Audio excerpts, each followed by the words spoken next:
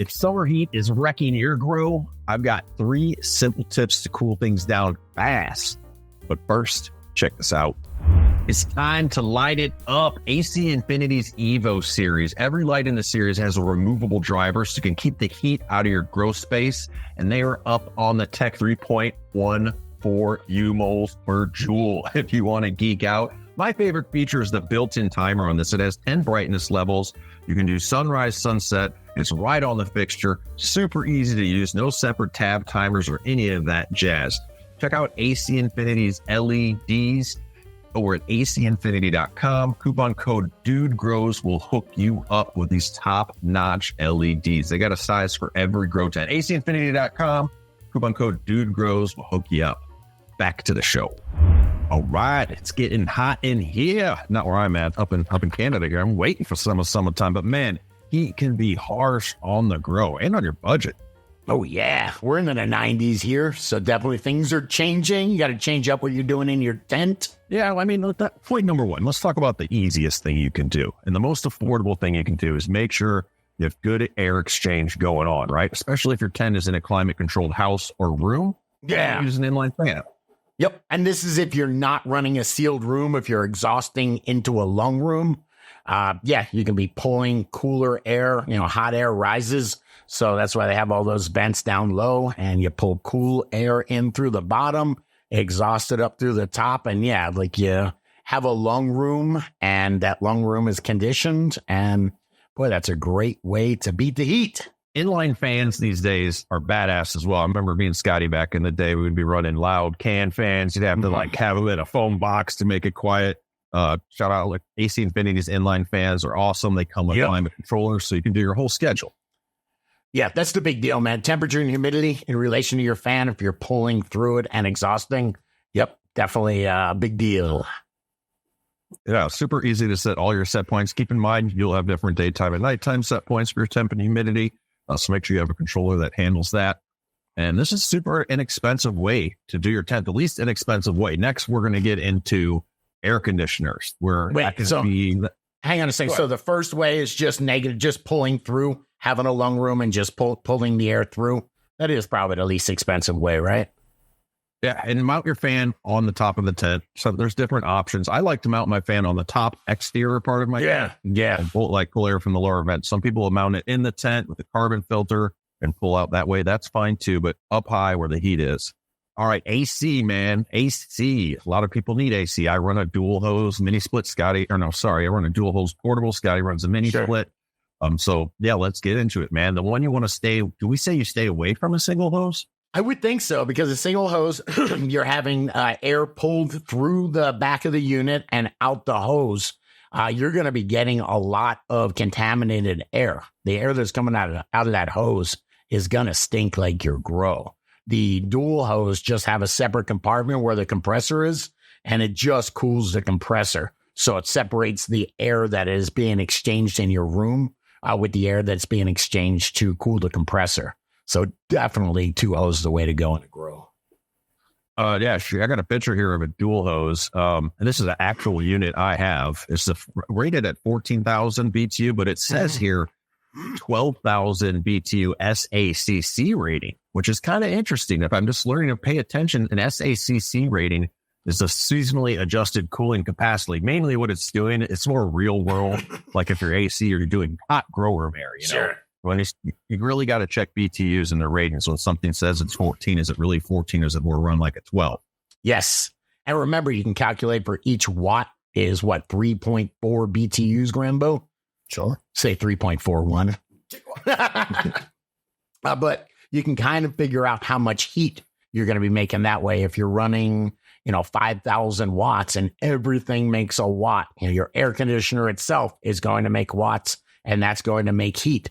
BTUs of heat. So you just got to add all that up when you're sizing an air conditioner correctly. Yeah, keep in mind, not just your lights watts, right? You dehumidify, anything that runs power creates heat. Watt creates heat. And also, they're going to have space in your grow for these units, So measure out the footprint of your grow, where you can fit them. These go in the grow.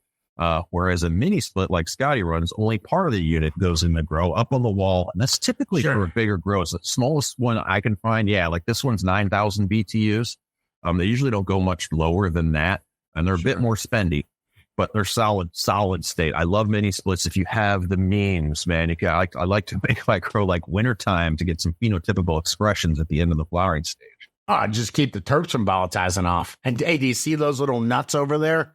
The little brass nuts over there? That is so you can you can install that yourself.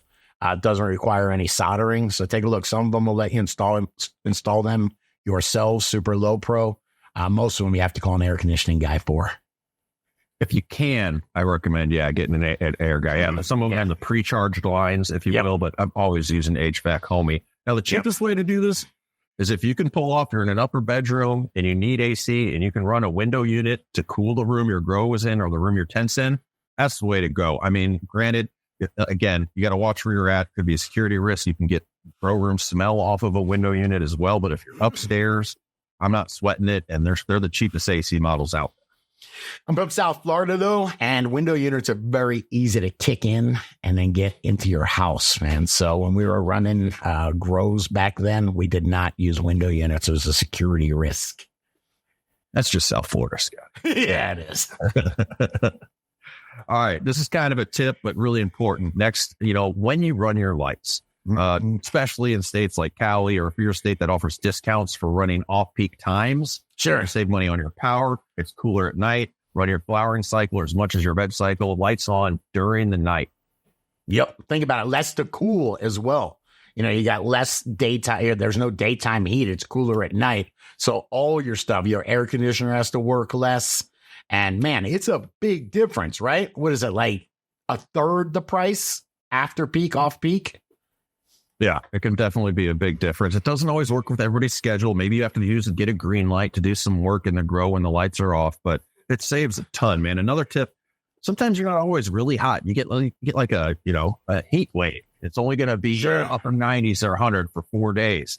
Not the end of the world if you need to dim down your lights to be able to make your environment work for you. You know what I'm saying? So everybody has dimmable lights these days. Back in the day, commercial grow I was at, they would checkerboard their lights. They had like 100 lights. Like, it's so hot, we have to turn off X amount of these just to be able to maintain it. So if you have a heat wave coming, keep in mind you can dim stuff down and your plants will pull through. Right. The dimming will slow photosynthesis a little bit, but the extra heat will volatilize off those terps.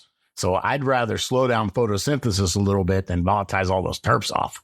I like it. Lastly here, kind of not a no-brainer, but if, like for me, my grow's in the garage, it is heavily insulated. I have insulated foam board on the walls. I have insulation, the fiberglass. It's almost like a rock wool. It's the same type rock wool insulation on the walls. I have a roof insulation. You got to keep that heat out if you're in an area that gets hot.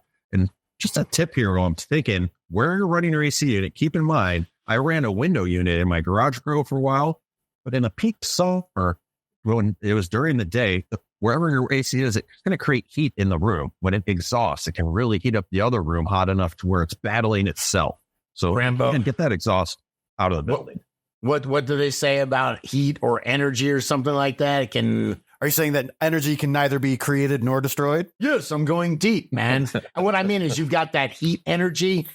It has to just be moved. All you're doing is you're moving it outside your grow. You're not, if you weren't, it would stay there. My last tip for summertime, which Scotty doesn't like because he always wants to be harvesting.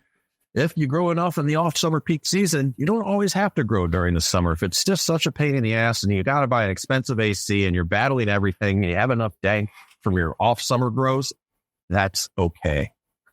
What about the clones? How are you going to keep your genetics going? That's a good point. You can keep some nice clones around in a, not as a hot environment. It's a nice chill wattage, but hey. What about people that just like to grow? They don't really need the weed. They just like to grow. I hear you. I'm just trying to comfort people. I'm just that are frustrated maybe. So, but all good. These are our tips for saving or surviving during the brutal summer growth season. What do you guys do? Do you run some ice? I heard people get creative, man, putting ice, like 2-liter frozen bottles in their tent and stuff. Let us know what you do in the comments below.